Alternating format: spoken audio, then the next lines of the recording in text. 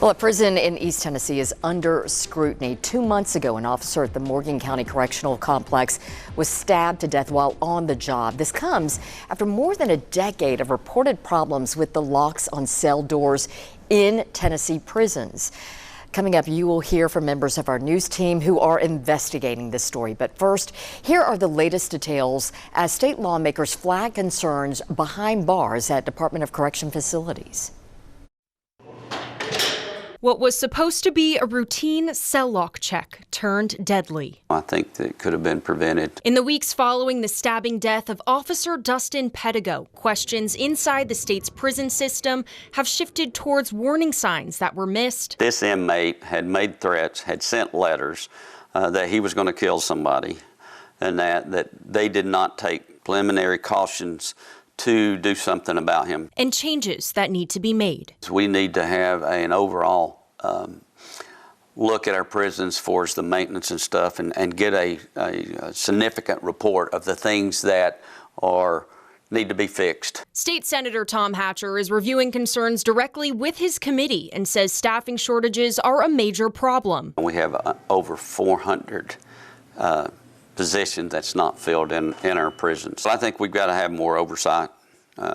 We don't know the magic answer yet. We're working on that. One legislative step that he's taken is body cameras. I decided to file a bill this past year to do a pilot program in Tridesdale to get information and data and that back to us to see if this is something that we feel like is going to be something that we need to do statewide in all of our prisons. The senator says the goal is to turn this tragedy into action, addressing systematic issues before another one occurs. State Senator Ken Yeager and State Representative Monty Fritz also tell WBIR they want to see fixes. I think this case has opened the eyes of a lot of different people that really didn't know that we had a serious situation. And that was Alana Mutnick reporting. She and our chief investigative producer, John North, have been working together on this story. I sat down with them earlier today in our podcast studio to discuss it further. Here's that conversation. Alana, John, thank you so much for coming here let's dig deeper into this story. Sure. Something that struck me in the story we just watched is what Senator Hatcher said. This opened the eyes to the serious situation that's playing out. And apparently this has been playing out for a while. That's disturbing. Kind of startling, too. I think it all started and it came out April 1. The Senate Finance Committee had it was supposed to be a budget kind of chat with the TDOC Commissioner, but by that point, some lawmakers had quietly become concerned about Dustin Pettigo's killing, and so they wanted to ask Frank Strada about that. And they also were hearing about this problem with the locks, because what authorities are saying is that Steed, perhaps with a little piece of paper, was able to jimmy open his electric lock and sprung out and attacked Pettigo. So at that hearing, April 1, suddenly we started hearing, and I was listening to it live because I'd been told you should listen to this by somebody. We start hearing that, oh, yeah, this was actually a problem that we've known about since 2013. And I'm listening to that going, what? What? I can More only than imagine. 10 years. Yeah, and I can only imagine what all the correctional officers in the state of Tennessee who work in prisons that have been affected by this, what they've been thinking. But, you know, Robin, TDOC is a very closed-mouth, closed culture. You don't hear a whole lot about stuff. It's a prison. You're not really supposed to. And it's not the most open of state agencies. But, yeah, I think everybody sort of learned at that point, other than in the prison culture, that this was a problem in the state. Long-standing problem, and that it appears they were trying to address this problem. There was a list of facilities they were addressing the lock issues. But a lot of Morgan County was way down on that list. Morgan County, yeah. So there was a list of prison facilities that had these lock issues, and as John said, these issues have been known, when you really think about it, since 2013. That's more than a decade that this has been known. And Morgan County was last on that list. But going back to as John was saying, the conversation that we had with Senator Hatcher yesterday, he said that just these red flags and knowing about these issues for so long, the death of Officer Pedigo, it was preventable. You know, he said, I remember, quote, "It likely didn't have to happen." And that just stood out in my mind, knowing that it is so unfortunate that something like this had to happen. Hopefully, I guess more immediate action is going to be taken, and they're taking a deeper look into these issues in progress. He said they're having a lot of conversations are having right now between the state and then corrections officials, but it's just for 13 years, especially when we spoke with Officer Pedigo's father, he said it had been known by countless of the correctional officers that the inmates knew how to jimmy the locks and open them. They knew how to do that. And there were some concerns about the person who is charged in his death, Reginald Steed. We had the opportunity to talk to Dustin Pedigo's father. This is what he had to say about the day that he was moved from one location to the other, talking specifically about Reginald Steed. Let's take a listen. Which number cut is this, Robert? That is number 3. Thank you. Thank you. The day that he was moved from one location to another, he killed Dustin that day, and he had made threats. He said, "If you move me to a lower security, I'm going to kill somebody." And that threat was never taken seriously. Why was all that ignored? Why didn't you do something? Yeah, so the father saying that Steed had said, I'm going to kill somebody, and that day he is charged in the murder of Dustin Pedigo. You know, another situation that a red flag, if you will, or concern, 400 positions open in the Department of Corrections. Lots of red flags. That's a big one. That's something that Senator Hatcher mentioned to us when we talked to him yesterday in the interview. It's like, we have to do better. We have to fill those positions, and that will help ensure more security for everybody, which will then give the staff sort of a greater sense of comfort about going about and doing their jobs. Dustin Pedigo was by himself conducting door lock checks. And imagine that's part of your job. Go check door locks to make sure they're secure. You wouldn't think in a prison in 21st century that's something that you have to do. But yeah, that was that's one thing that he said was a problem. He said maintenance is another. He wasn't immediately looking for new legislation. He's not like, I've got a new bill I'm going to pop out right now. Of course, legislature's done for until this January officially, although they'll continue to meet in meetings. But he's like, there are some things we can do right now that are easy enough to do without having to pass new laws. Yeah, maintenance type Maintenance is situations. one. Let's look at the policies. Let's see what other states are doing. And Best let's practices. fix these locks. yeah, first and foremost. In your reporting, have you all heard whether a lack of money contributes to any of these situations? Hatcher said that they had the money to fix it. You know, it was just a matter of coming together, having these conversations, and figuring out what needs fixing right now. And as John just said, there could be some legislation passed in the future. Who knows? He's saying that there are fixes right now that they can make, and staffing was the number one issue that he said is most pressing on his mind, and then policy and procedure, and then TDOC oversight. So as you mentioned, we were talking about red flags. A huge red flag, especially that was continuously brought up when we were speaking with Officer Pedigo's family, was the threats that the inmate Reginald Steed had made. And those just, there was no precautionary action that was taken, and that is something that Senator Hatcher really emphasized yesterday, is that this was preventable if that caution was taken when it came to these threats that were being made. For people who may not be as familiar with this story and the history of this story, let's talk about the people involved in the story. Let's start with Dustin Pedigo first, and then we will get into Reginald Steed. But based on what I've read from your reporting and watching your reporting, his wife said he just wanted to help people. Yeah, he was a good-hearted man. He cared about people. He cared about pets, cared about animals. He was a good soul, middle kid in the family. You know how that is with the birth order. I'm one of them, That's right. the neglected middle. There you go. But he grew up in I think it's the Wildwood community near Porter Elementary. just a very kind person who wanted to, like you said, help people. That's something that all of his family said.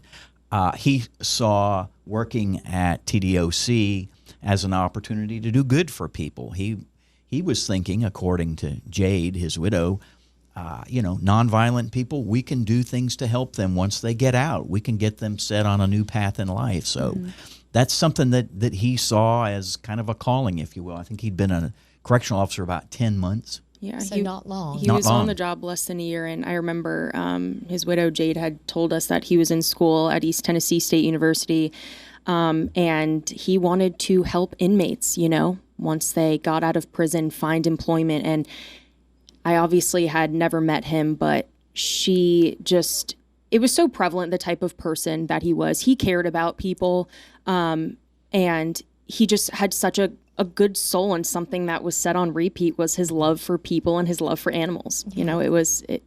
It's commendable, Yeah. to want to help people better their lives. Let's talk about Reginald Steed. What is his story? So Reginald Steed was an inmate in Morgan County Correctional Complex, and at the time, he wasn't in the facility that Officer Pedigo was working at the time, but the threats that he was making was, once I am moved to a lower restricted facility, I am going to kill an officer. And the day, as we just heard from Officer Pedigo's father, the day that he was moved into a new unit, that was the day that he stabbed Officer Pedigo. And the family of Officer Pedigo was told that Reginald Steed had no misdemeanors, but he had 17 violations at the time, and he was known for making these threats. So they were told he had no Yes. violations, but indeed He did. they found out after the fact. Yeah. So it's not clear how Steed was able to open the cell door. We do not know that, but we do know that inmates, Commissioner Strada had confirmed that there was a way that inmates had figured out how to open these cell locks. Yeah. And he had a shank. Yeah, that's another question that Ken Pedigo had. It's like, well, if he was moved, how was he able to do that? Where did that come from? Wouldn't you, if you're moving somebody, wouldn't you be searching them? Did he get it after he moved to his new location? And from the people I've talked to, it does sound like they're pretty confident that Steed knew how to jimmy open that lock, probably with paper. So I think it was kind of common knowledge with inmates that, hey, this is what you can do. Usually there wasn't violence associated with what they did, but as we've been discussing, Steed, authorities say, had made up his mind, I'm going to hurt somebody and I'm going to make a statement by doing that. Why was he there in the first place, and where does his situation stand right now? He had several convictions, some of which I think he strongly objected to. One was personal violence against somebody. I think there might have been a robbery or a theft charge as well. He's from Jackson, Tennessee originally. He's about 35 years old. And according to his dad, Dustin's dad and other people that we've talked to, he was part of a gang. And one of the angles that we're exploring is that there was a gang program to sort of deprogram you or take away the incentives that an inmate might have to be part of a gang. And he didn't like that. But it's kind of a pressure on him.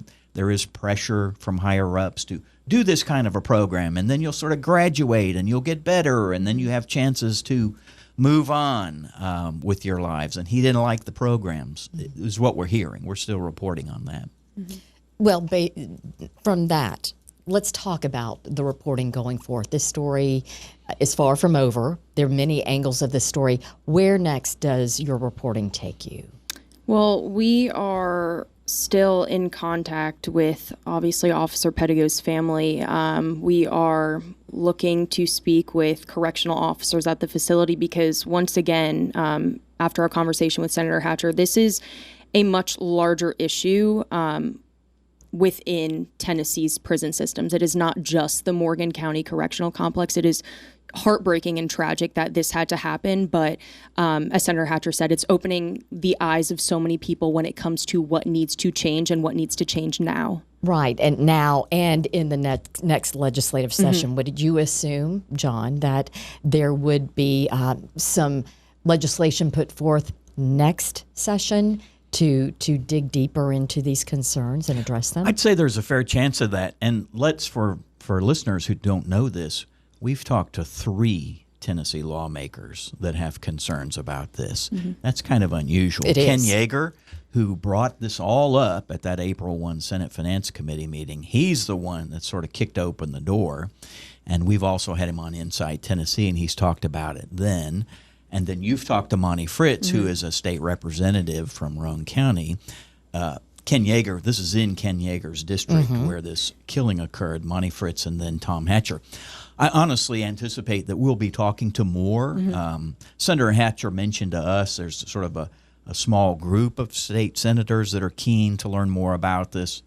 Ed Jackson is one of them. I would not be surprised if we end up talking to Senator Jackson. By the way, it's worth mentioning last week, Monty Fritz wrote a letter to Governor Lee in March, and I don't think he got a response, or at least I think he told you he hadn't gotten a response. Yeah, so he hadn't gotten a response at the time. Just to briefly go over our conversation, Monty Fritz had mentioned he had been speaking to and has spoken to countless correctional officers there, and one of their main concerns was their concerns weren't being heard. They were scared to, I guess, speak out when it came to retaliation because they just there's a lot of information when it comes to this case, and he was just saying that higher ups like state lawmakers and officials need to be the voice for these correctional officers. And then, of course, in your story, your reporting yesterday, it was revealed that the governor paid a visit last week to Morgan County. Yeah, we heard last Tuesday morning that he was going to be coming to Morgan County, and I was like, oh, that's very interesting. And so I immediately sent a message over. I was like, hi, hearing that the governor may go over to Morgan County. Is anything to that? Heard nothing. Sent another message the following day after, again, hearing that he did come over. And by the way, some TDOC people, including maybe Commissioner Strada, were there with him, spent maybe an hour or 30 minutes there, went into one building. Somebody who had great specific knowledge said he went into this building, but he didn't go into this building. He did not supposedly go into the building where Pettigo was slain. Again, we've heard nothing about that. So yesterday we asked Hatcher, we're like, so hey, have you been hearing that the governor went over there? He's like, oh yeah, we heard that as well. Yeah, and that's the disappointment. Yeah, they heard about the fact, him and Yeager heard about it after they had visited the prison in Morgan County. And yeah, quote, he said, we're a little disappointed. You know, this is Yeager's district, and they were made unaware, and they found out after the fact. And this is something that also there's a separate investigation that Yeager was kind of spearheading with the Tennessee Bureau of Investigation. And it just brought some disappointment. You know, they're following this very closely. They feel very passionately about this, and they were not aware of that visit. Well, this story... I just want to make one more point. Russell Johnson also, as the district attorney general, has been working this case pretty hard, I gather, from what I've been able to see. He anticipates, he thinks, he'll take his case against Steed to the grand jury, and as the family very quickly told us, they support seeking the death penalty if he's indicted in a murder case. So if he's indicted for murder, then there's a very strong likelihood that if this goes to trial, he'll be facing the threat of the death penalty. Clearly, this story has many more chapters to be told. You will be covering it. We'll be following your stories. Thank you both for breaking this down for us. We appreciate you. Robin.